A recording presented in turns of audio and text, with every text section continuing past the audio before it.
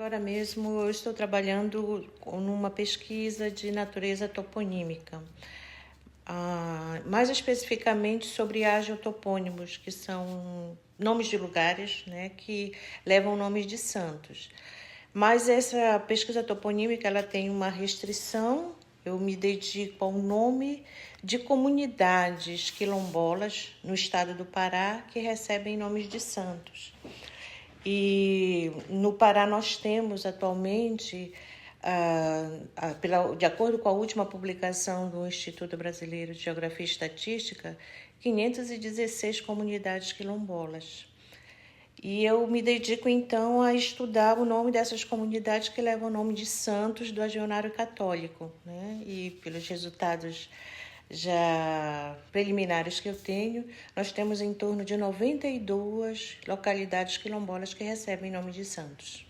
E aqui eu estou em Santiago de Compostela para fazer essa pesquisa, né, que tem a supervisão da professora Ana Bulon, porque Santiago de Compostela tem aqui no ILGA, no Instituto de Língua Galega, há uma tradição de estudos toponímicos, e por questões óbvias, né, os estudos referentes aos santos é muito produtivo aqui. Eu tenho uma biblioteca que me ajuda muito a desenvolver essa pesquisa.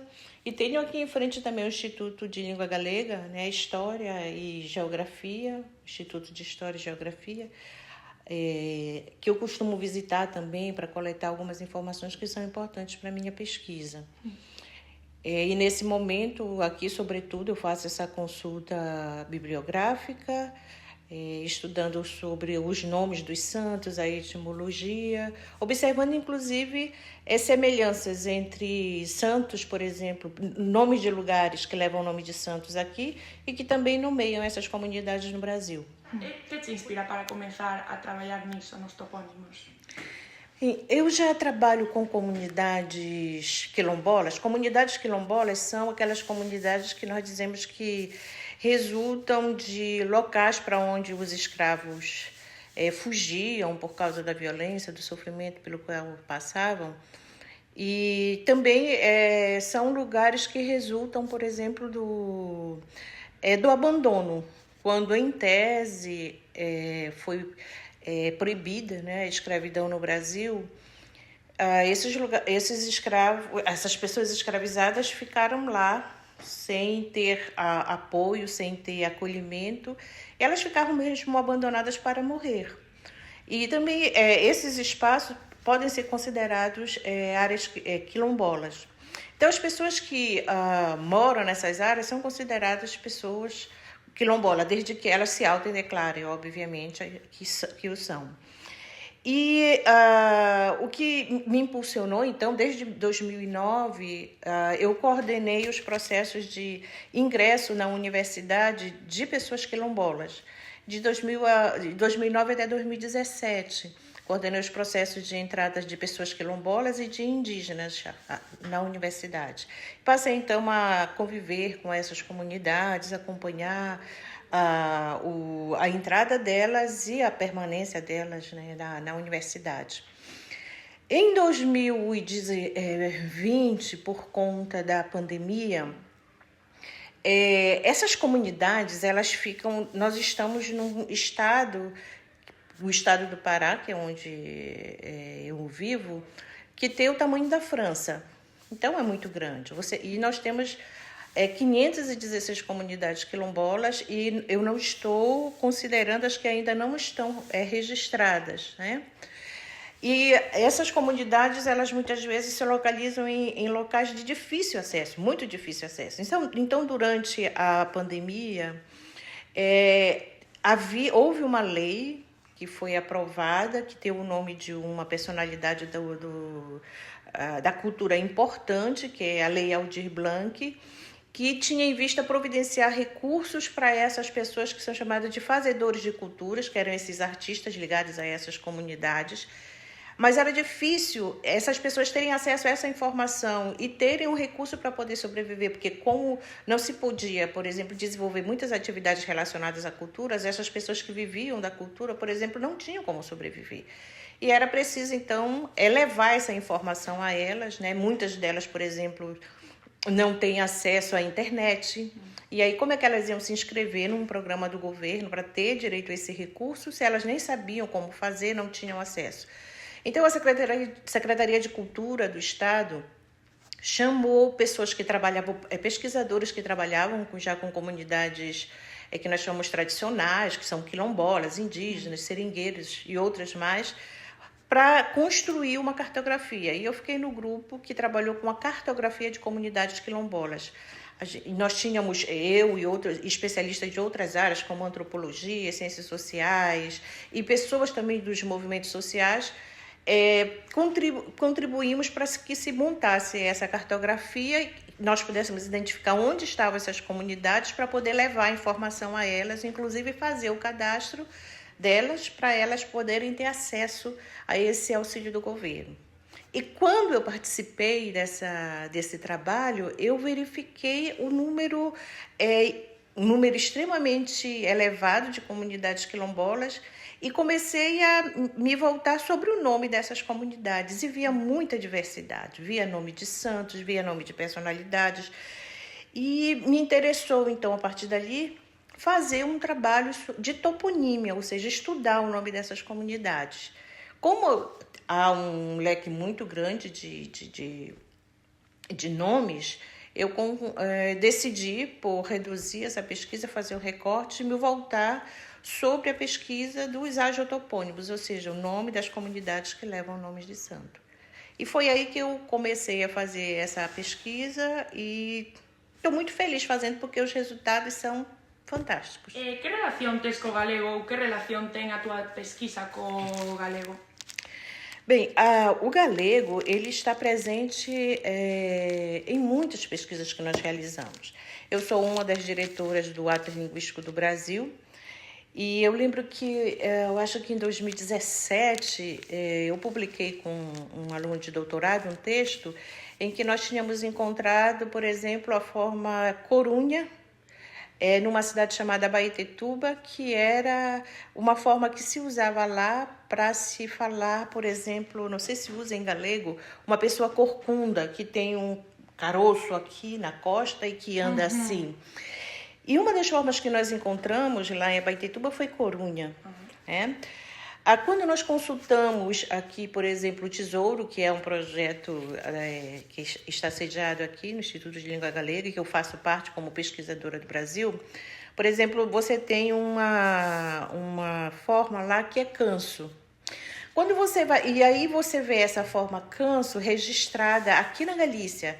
Eu verifiquei no Tesouro, não há registro dela em Portugal, mas em Galícia.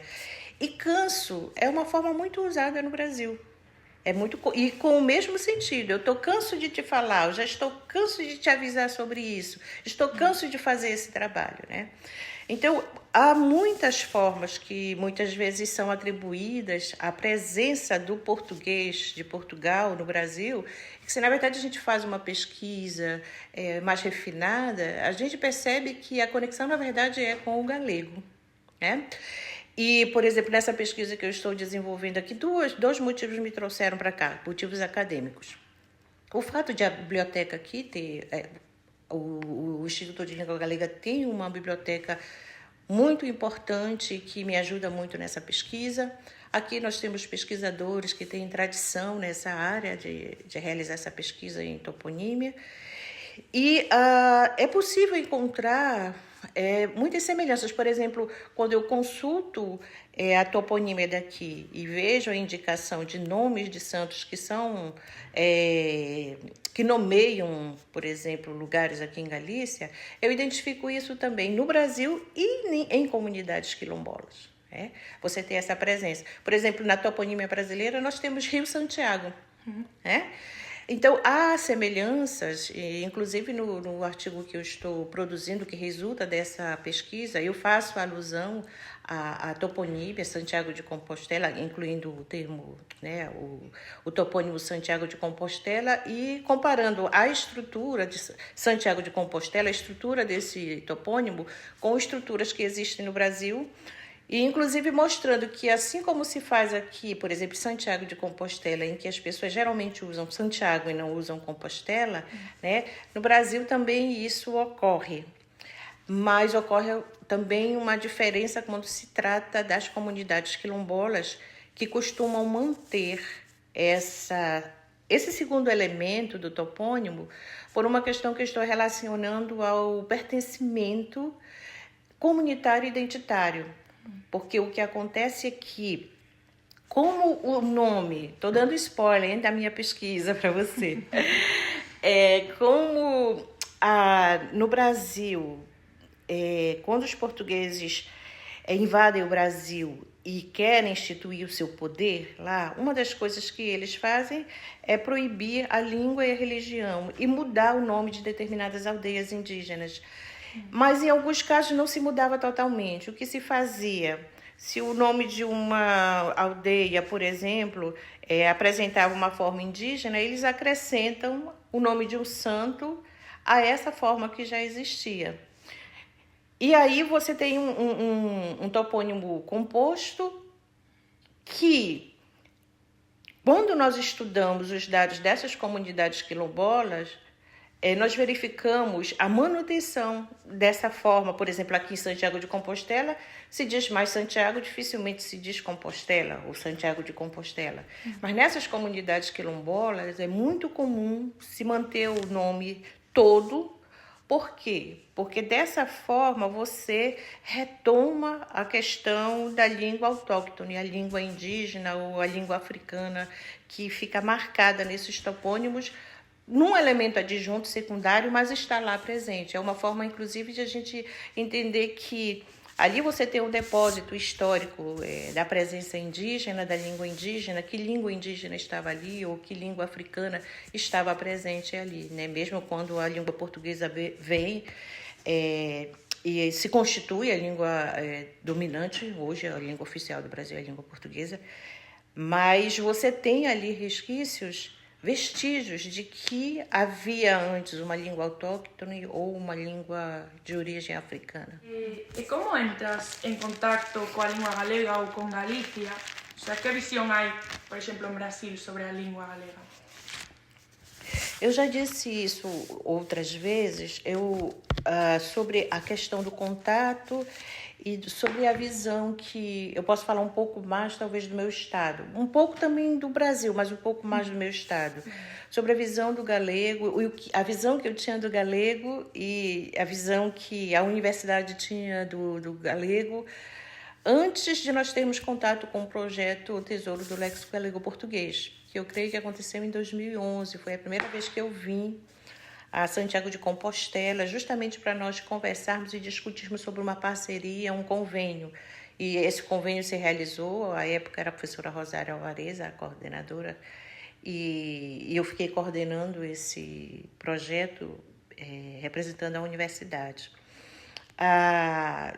Comumente na universidade, pelo menos na minha, mas conversando com alguns colegas deles também reforçam isso, confirmam isso, se dá muito destaque à questão da literatura e da língua portuguesa de Portugal, né?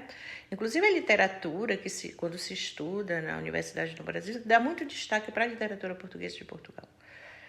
E antes de eu ter contato com o Tesouro, eu considerava também que o galego era uma língua bem pouco falada em relação ao que eu vejo hoje, né? E quando eu vim para cá, percebi que a realidade era outra, né? Eu também não conhecia essa resistência política que existe em relação ao galego, que eu acho que é muito importante. E foi por meio do Tesouro que essa visão a respeito do galego, essa resistência sobre o galego, chegou ao Brasil. E aí eu quero destacar, né, eu costumo dizer isso, porque eu acho que é importante dar o crédito, destacar o papel importante desse projeto do Tesouro, porque ele faz com que o galego ele seja difundido no Brasil. Nas 5 regiões do Brasil, o galego passa a ser difundido. Vêm pessoas do Brasil para cá para fazer pesquisa, para dialogar, fazer investigações em conjunto. E aí é importante destacar esse papel do Tesouro, porque mais do que um papel de natureza acadêmica, de investigação, eu penso que ele teve um papel muito importante em termos de política linguística para o galego, porque torna o galego divulgado, apresenta ao Brasil as políticas, né, para fortalecer o galego, divulga o que se faz aqui, divulga a literatura galega, divulga a pesquisa, a linguística sobre o galego.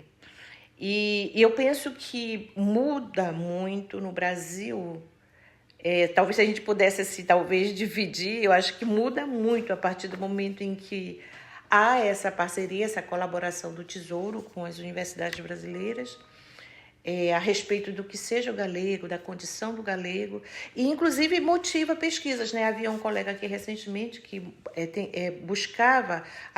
busca identificar a presença do galego em obras literárias, né? E eu acho que ele vai encontrar muita coisa, porque, como eu disse, como diretora do Atlas Linguístico do Brasil, fazendo pesquisa nas comunidades rurais que existem no Brasil, eu encontro, por exemplo, formas que eu imaginava que eu poderia atrelar ao português de Portugal e passando, já vim 2 vezes para cá, para Galícia, passando esse tempo aqui e ouvindo as pessoas, eu relacionar isso que eu encontrei nessa comunidade, na verdade, essa estrutura, essa forma, eu encontro na Galícia, é usado no galego. E então essa colaboração foi muito importante, né? Por isso eu acho que é importante as universidades pensarem que as colaborações, elas têm um alcance muito mais do que o alcance científico, acadêmico. Essas colaborações, elas podem ter um alcance em termos de político para revitalização, conhecimento e fortalecimento de uma língua extremamente importante. Por isso devem ser valorizados e entender que às vezes se limita muito a função desses projetos e não se entende todo o impacto que eles podem ter, inclusive de natureza política. Já vinhas várias vezes, pero gusta-te Galicia, volverás. Volverei sempre. Como eu disse, eu conheci Santiago de Compostela em 2011 e eu nunca tinha vindo a Galícia, né? E o meu contato com a Europa era mais com a França, que foi a língua primeira que eu aprendi, a língua estrangeira, o francês. E quando eu vim a Santiago de Compostela pela primeira vez, eu me encantei. E a Rosário me fez o favor, além de me apresentar essa cidade linda, nos levar para provar comida galega, né? Aí pronto, não tem como não se apaixonar.